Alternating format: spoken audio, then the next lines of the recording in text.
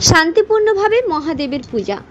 হুড়া ব্লকের লধুরকা গ্রামের চণ্ডেশ্বর মন্দিরে শ্রাবণ মাসের দ্বিতীয় সোমবারে সমস্ত নিয়ম শৃঙ্খলা মেনে করা হচ্ছে মহাদেবের পূজা।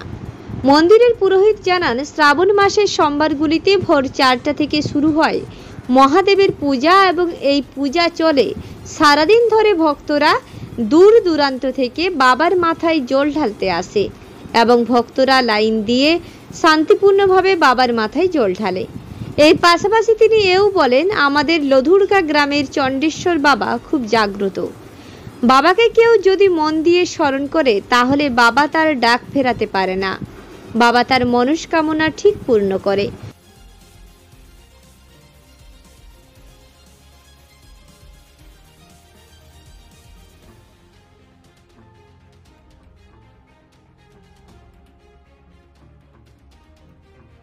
হুড়া থেকে জয়শ্রী দের রিপোর্ট, রূপসী বাংলা মিডিয়া।